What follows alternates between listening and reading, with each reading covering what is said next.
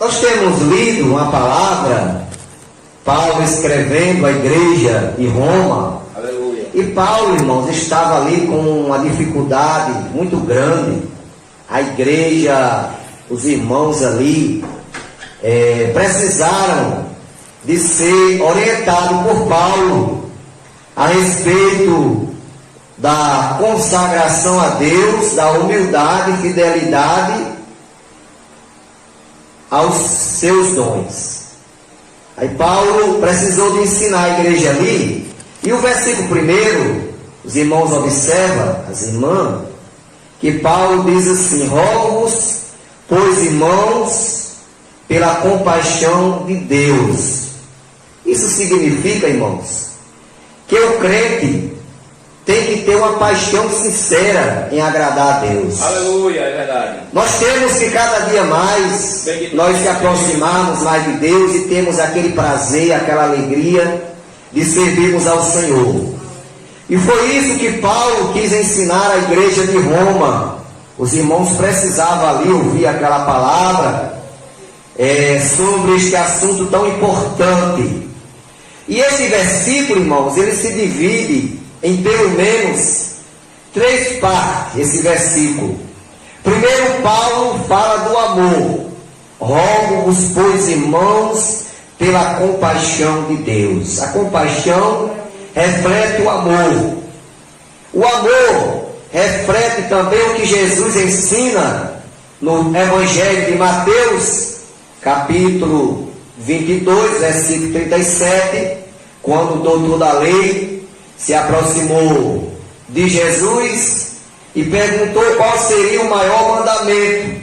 E Jesus responde: amarás ao Senhor teu Deus de todo o teu coração, de toda a tua alma e de todo o teu entendimento. Aleluia. Então nós devemos amar a Deus de todo o nosso coração.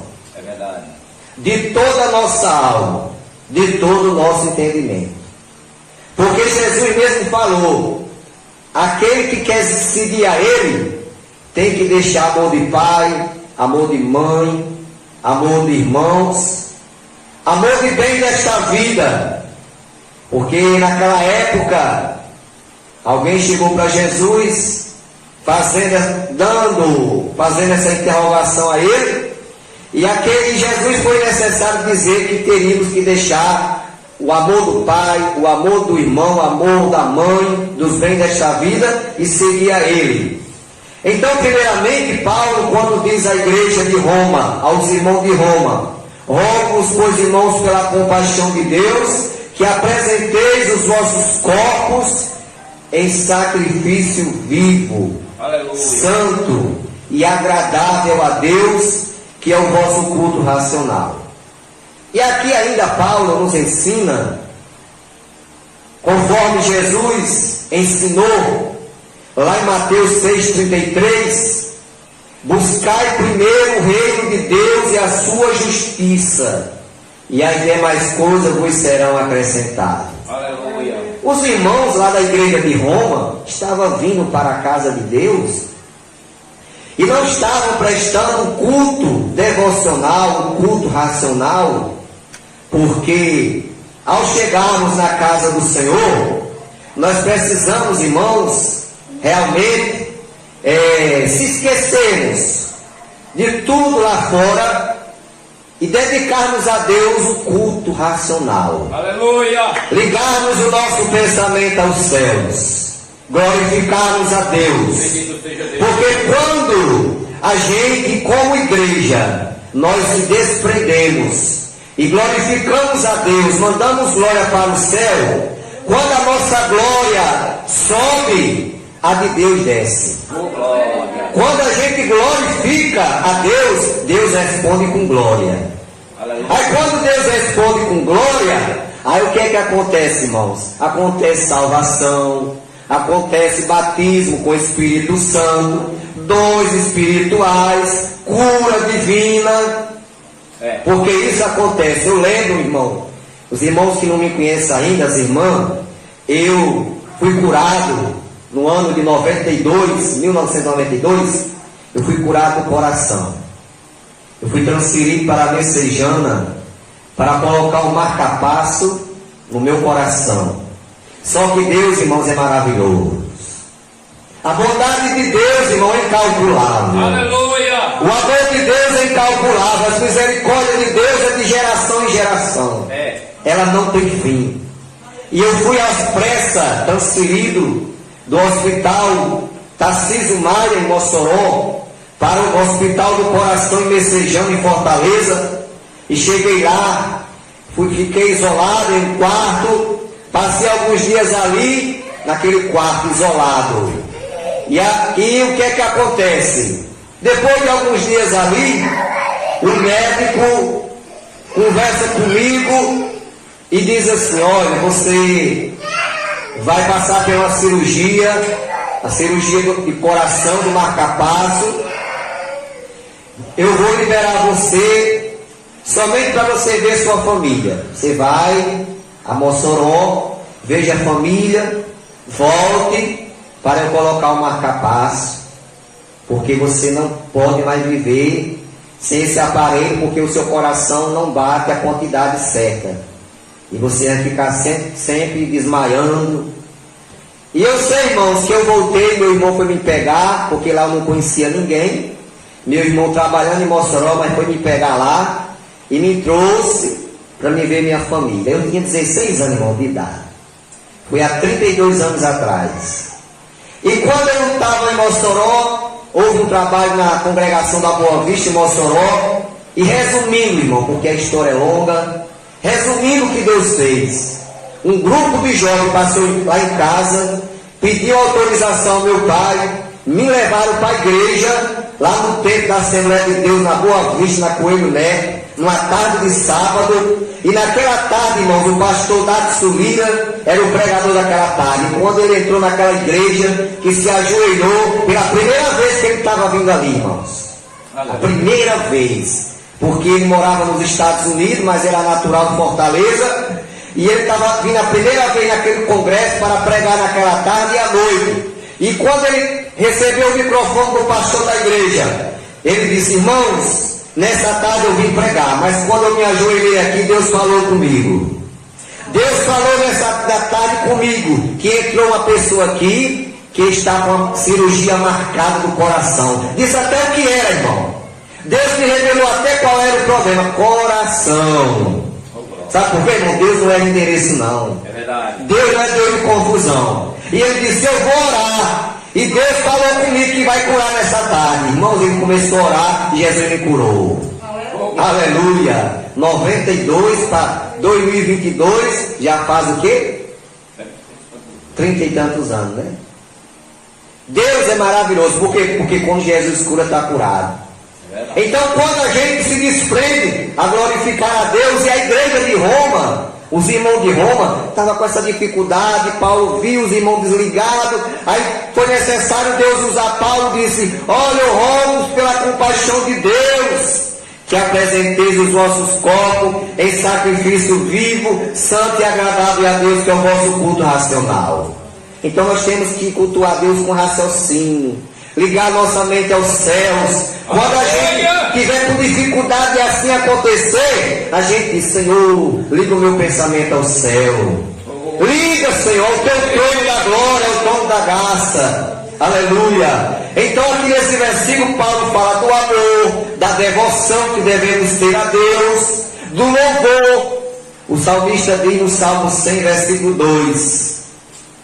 30 anos. Aleluia. 30 anos, né, irmão? Pronto, 30 anos, né? É verdade. O salmista diz no Salmo de número 150, versículo 6: todos quanto têm fôlego, louve ao Senhor. Então, irmão, nós temos o prazer e a alegria de louvarmos a Deus nesta noite, porque o nosso Deus é digno de honra, de glória e de louvor. E Paulo também ensina sobre o servir. O salmista diz no Salmo 100, versículo 2: servi ao Senhor com alegria e apresentai-vos a Ele com cântico. Então nós temos, irmão, nós somos um povo. Aleluia. Nós que estamos aqui nesta noite, somos um povo que temos prazer e alegria de servir a Deus, de louvar ao nome do Senhor. O irmão aqui falou muito bem no início. Deus não está atrás de quantidade, irmão. Deus está atrás da qualidade.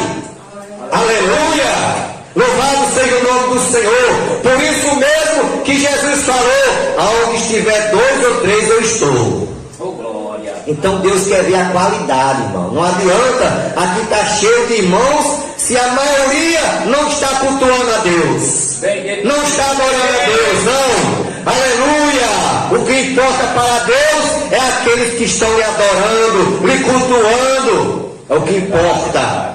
Aí Paulo diz assim, Paulo fala sobre o sacrifício vivo, santo e agradável a Deus.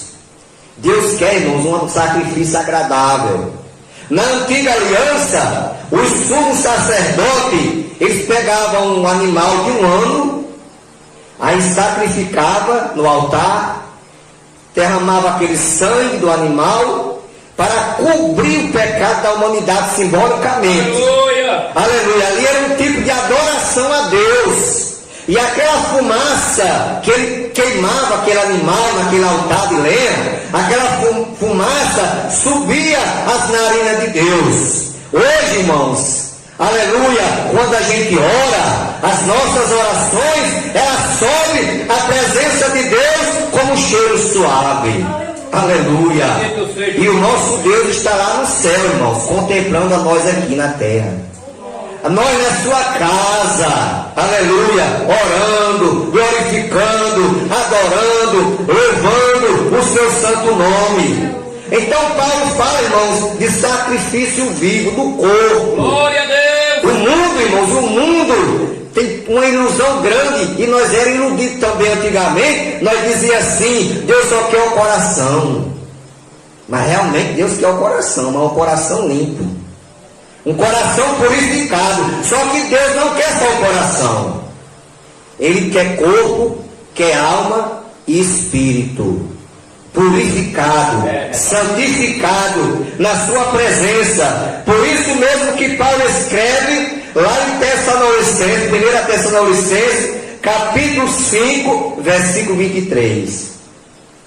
E o mesmo Deus de paz vos santifique em tudo, e todo o vosso espírito, alma e corpo sejam plenamente conservados, irrepreensíveis para a vinda de nosso Senhor Jesus Cristo.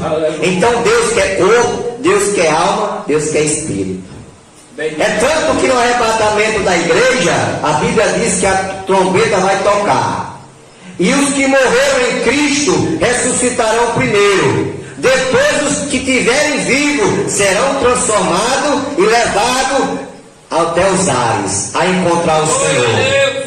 Porque, irmãos, é necessário o nosso corpo passar por esse processo de transformação. Sabe por quê, irmão? Porque Paulo ensina que o sangue e a carne não herdam o reino de Deus.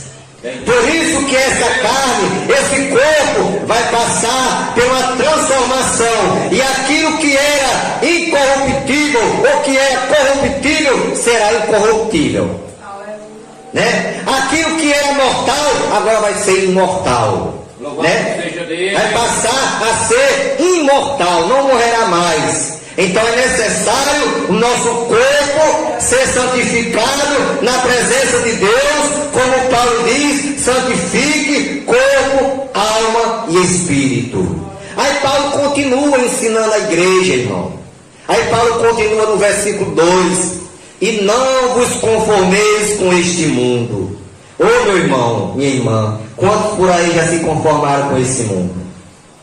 Até mesmo crente, irmãos. Aleluia. Tem muitos crentes, irmão, que já se conformaram com o mundo. Aí estão dizendo: não, é assim mesmo, é assim mesmo. Estão achando que o que era pecado há 20 anos não é mais. Estão dizendo que é assim mesmo, é natural, não tem problema, Deus não vai cobrar por isso. Mas é engano, irmãos, é engano.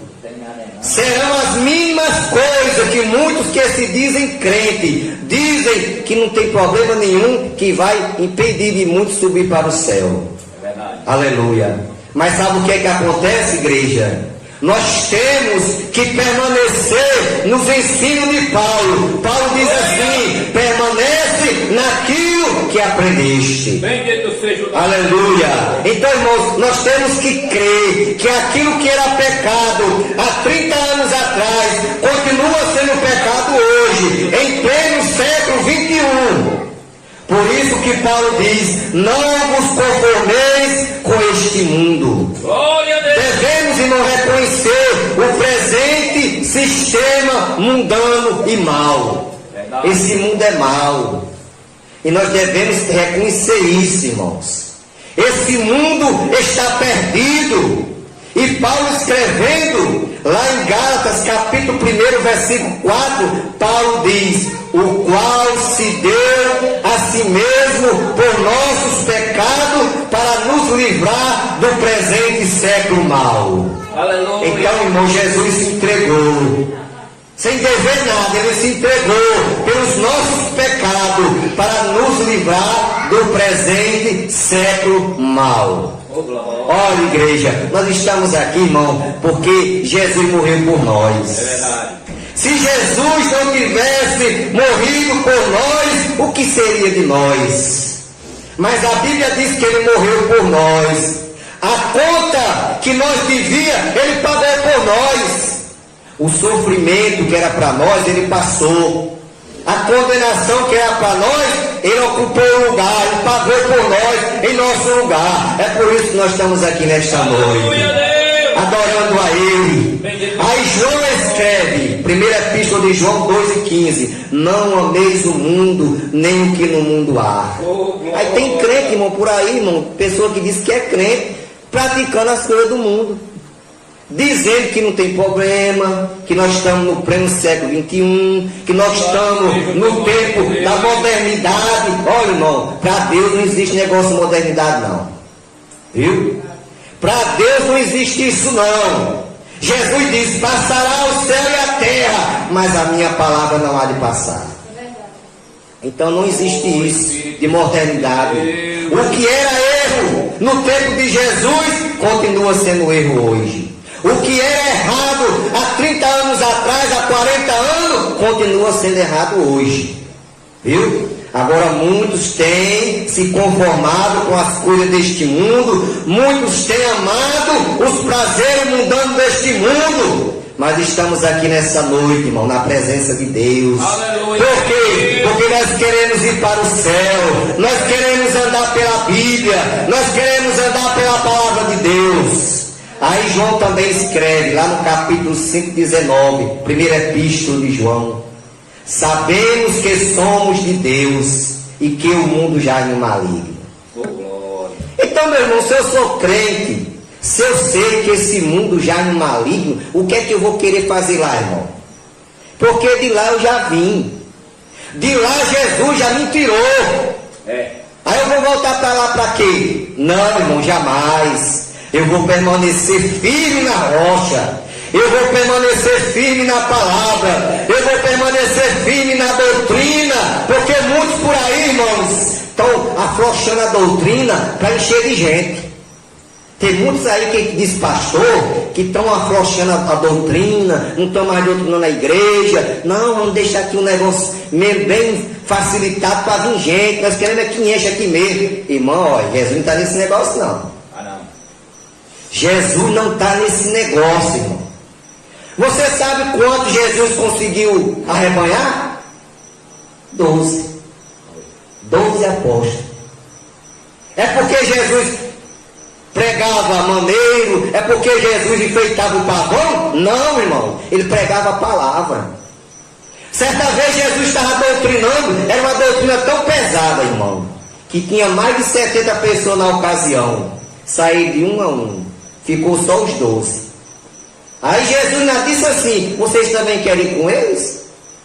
Aí Pedro disse assim: Senhor, para onde iremos nós? Se só o Senhor tem palavra de vida eterna. Aleluia. Então, meus irmãos, A questão é nós permanecermos naquilo que aprendemos, pela palavra de Deus.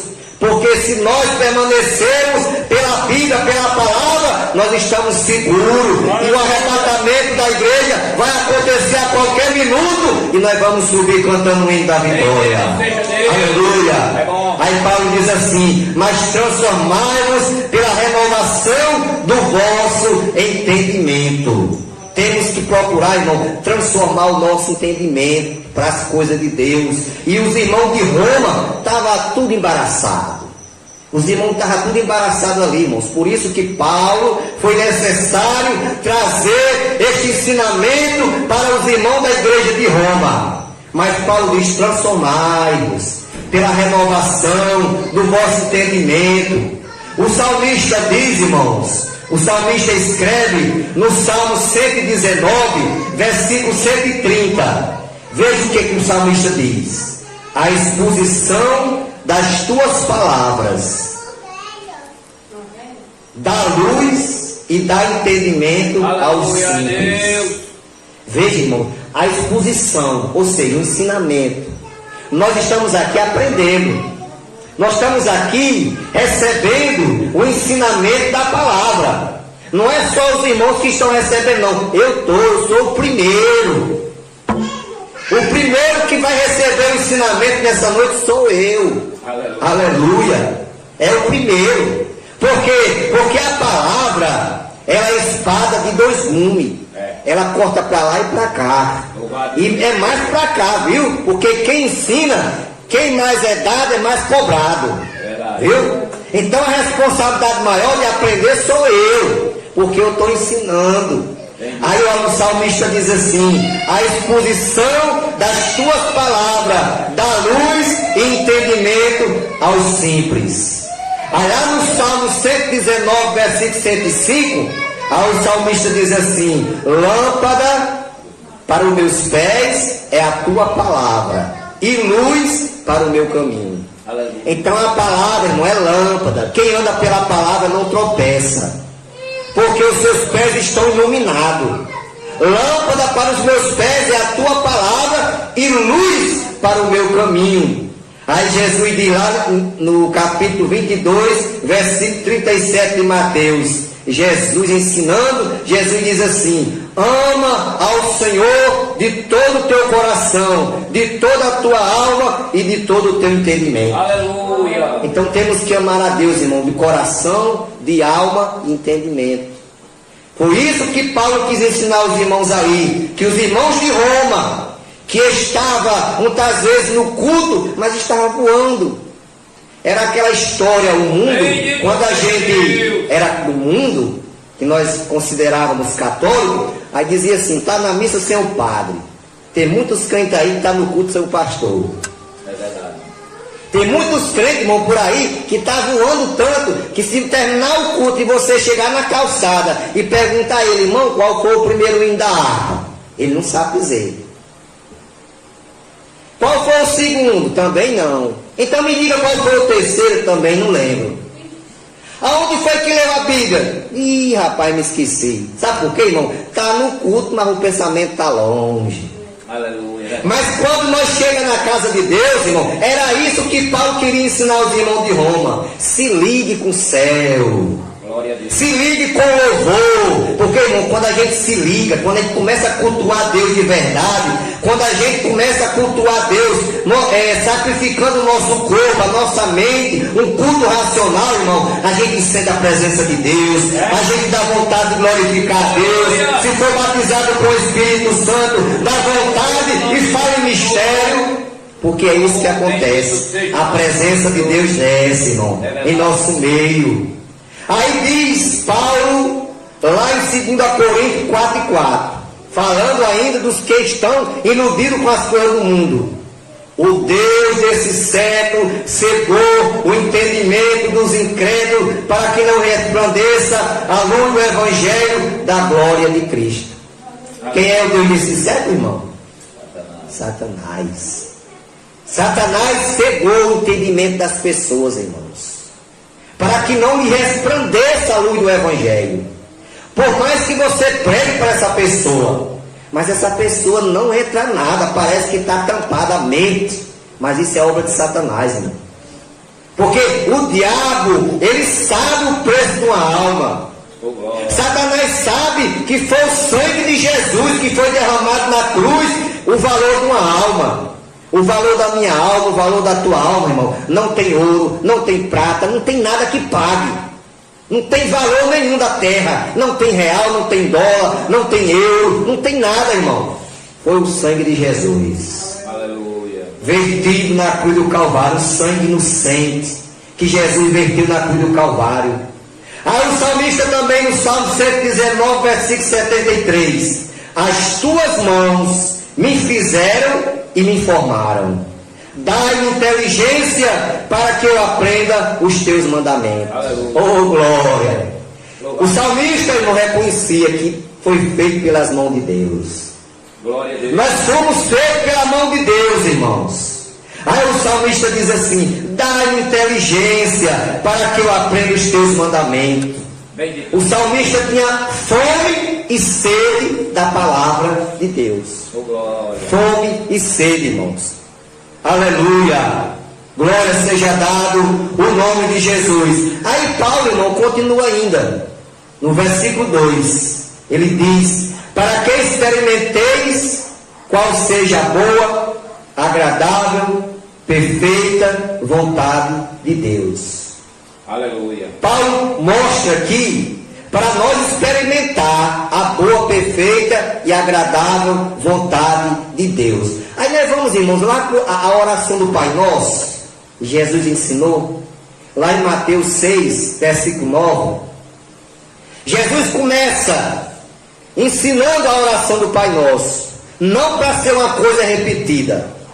Porque alguém pega a oração do Pai Nosso, só faz aquela coisa repetida. Não, Jesus não mostrou isso aí não. Jesus mostrou ali como se deve entrar na presença de Deus. Aí Jesus diz assim, começa: Pai Nosso que está no céu. É a primeira coisa que Jesus ensina. O que é isso? O que significa isso? Significa, irmãos, que nós devemos reconhecer a soberania de Deus. Aleluia. Pai nosso que está no céu. Deus é maior do que tudo, irmão. Deus é maior do que tudo. Todo poder está na mão do Senhor. Aleluia. O nosso Deus que está nesta noite aqui, Ele é onipotente, tem todo o poder. É onipresente, está em todo lugar. Satanás é espírito, mas não está em todo lugar não. Ele não é onipresente não. Até porque quando os filhos de Deus foram à presença de Deus, aí Satanás foi no meio. Está escrito lá em Jó. Aí Deus pergunta: de onde vem Satanás? Aí ele responde: de rodear a terra e passear por ela. Então o Satanás não está em todo lugar. Ele vive rodeando a terra, procurando fazer o mal às pessoas, né? Mas aqui, na oração do Pai Nosso, primeiramente, Jesus ensina que devemos reconhecer a soberania de Deus. Pai Nosso que está no céu. Segundo, santificado seja o seu nome. Bendito. O nome de Jesus, irmão, deve ser santificado. Devemos santificar o nome de Jesus. Somente Ele é santo. Somente Jesus é santo. Aleluia. Muitos por aí acreditam em muita coisa, e muitos santos por aí que dizem ser, mas somente existe um que é santo, que é Jesus. E nós, a igreja, devemos nos santificar, procurar imitar Jesus, porque Paulo diz assim: sede os meus imitadores, como eu sou de Cristo. Aí alguém pergunta: mas pastor, é muito difícil ser santo. Ser santo? Porque, irmão, alguém tem uma visão aí fora que ser santo é deixar de comer, é deixar de beber, é deixar de conversar com as pessoas, ficar parado num canto como uma estátua. Não, irmão. Ser santo, pela Bíblia, é nós se separar do que é errado. Quando a gente somos crentes, que procuramos se afastar do mal e se aproximar de Deus, nós estamos nos santificando. Por isso que Paulo diz: sede os meus imitadores, como eu sou de Cristo. Em terceiro lugar, venha o teu reino. Jesus ora a oração do Pai Nosso. Ele mostra que o reino de Deus esteja em nossas vidas. Glória a Deus. Nós precisamos cada dia, irmão, pedir que o reino de Deus esteja em nossas vidas. Porque quando o reino de Deus, quando Deus reina em nossa vida, nós cada dia procuramos fazer mais a sua vontade. Nós procuramos andar pela sua palavra. Aí o quarto lugar, seja feita a tua vontade. Aleluia. Irmãos, a vontade de Deus, ela deve estar acima de tudo. A vontade de Deus, ela deve estar acima de toda vontade. Viu? Primeiro Deus, irmão, em tudo. Tudo que a gente for fazer. Até uma viagem. A gente nunca devemos dizer assim, amanhã eu vou viajar. Não. Se Deus quiser, é isso que Tiago ensina, né? Se Deus quiser, amanhã eu vou a tal lugar. É verdade. Porque a gente não sabe nem se vai sair aqui vivo, irmão. Porque ninguém sabe a hora do arrebatamento e nem a hora que a gente vai partir através da morte. Como é que eu vou afirmar que amanhã eu vou viajar, irmão? É se Deus quiser. Agora, se Ele quiser, eu vou. Glória, glória, glória a Deus. Por isso que a vontade de Deus, irmão, deve estar acima de tudo. Primeiro Deus. É por isso, irmão, que o crente, quando se levanta a hora, quando vai tomar o café, agradece. Quando almoça, agradece. Quando janta, agradece. Quando vai dormir, ora. Obrigado. Agradecendo a Deus pelo dia, para Deus dar uma noite de paz, um sono de paz. Porque em primeiro lugar está Deus, irmão. Aleluia. Tem muita gente aí colocando outras pessoas em primeiro lugar, outras coisas em primeiro lugar. Tem muitos aí colocando dinheiro em primeiro lugar, acima de Deus. Mas a Bíblia diz, irmão, que o amor ao dinheiro, é a raiz de toda a espécie de mal. Se não houver essas guerras aí, isso aí é amor ao dinheiro, irmão. Está aí com mais de mês, ou quase 2 meses, a Rússia e a Ucrânia se matando. Os inocentes morrendo sem dever nada. Só por causa de dinheiro, irmão. Porque eles querem tomar o território da Ucrânia novamente para a Rússia. Porque antigamente a Ucrânia pertencia ao território da Rússia. E agora o presidente da Rússia quer novamente de volta. Aí está matando uma multidão de gente, irmão. Amor ao dinheiro. Não é o dinheiro é bênção. Porque tem gente que às vezes não lê o versículo direito. Eu já vi muitos irmãos dizer assim, rapaz, o dinheiro é a raiz de todo mal. Não é o dinheiro não. O dinheiro é bênção. Deus dá o dinheiro para nosso sustento. Agora o amor ao dinheiro é a raiz de todo mal. Se eu amar o dinheiro, para ele, o dinheiro para mim está se tornando uma maldição para a minha vida. Então Jesus diz assim, seja feita a tua vontade. Aí diz, o pão nosso de cada dia dá-nos hoje. Quando Jesus fala o pão nosso cada dia dá-nos hoje, Ele está mostrando que nós dependemos dele para tudo, até para a comida, o alimento. Porque é Deus quem providencia o pão de cada dia. Aí tem pessoas aí incrédulas que dizem, que conversa é essa? Se eu não trabalhasse, Deus ia me dar de comer, não sabendo Ele que Deus deu a saúde para ele trabalhar. Que se Deus não tivesse dado a saúde, como é que ele ia trabalhar? Irmãos, tudo é Deus, irmão. Tudo é Deus que faz, é Deus que faz todas as coisas. Aí Jesus continua, perdoa assim como nós perdoamos. Aí Deus fala do perdão, irmão. Assim como Deus me perdoou, eu devo perdoar também. Perdoar o meu irmão, perdoar a falha de alguém, né? Por quê? Porque se eu não perdoar, não serei perdoado. Jesus ensina que se eu não perdoar o meu irmão, o meu próximo, eu não serei perdoado. É isso que Jesus ensina. Para minhas orações serem recebidas no céu, eu tenho que perdoar, eu tenho que liberar perdão, porque é assim que a palavra de Deus nos ensina. E em 7º lugar, não nos induzas à tentação, mas livra-nos do mal. Então Jesus aqui manda, nos ensina e pede a Deus que não nos induza à tentação, mas livra-nos do mal. Somente Deus pode nos guardar de todo mal. Só Deus. Salmo 121, versículo 8. O salmista diz assim, olha, no Salmo 121, versículo 8. Que Deus é quem nos guarda. Por isso que o salmista diz: se o Senhor não guardar, em vão vigia a sentinela. O camarada pode pagar vigilante particular, pode colocar cerca elétrica, pode fazer de tudo, mas se o Senhor não guardar, não vale de nada. É Deus quem guarda. Aí aqui o Salmo 121, versículo 8, diz assim: o Senhor guardará a tua entrada e a tua saída, desde agora e para sempre. Então, meus irmãos, minhas irmãs, Deus foi quem nos guardou para chegarmos aqui. Imagine os livramentos que Deus já nos deu durante o dia, irmão. É porque a gente não consegue ver. Mas se Deus permitisse a gente ver, irmão, os livramentos que Ele nos concede durante o dia, é grande, irmãos, é grandioso. Mas Ele nos concede, porque Ele é quem nos guarda. E para finalizar, nós temos lido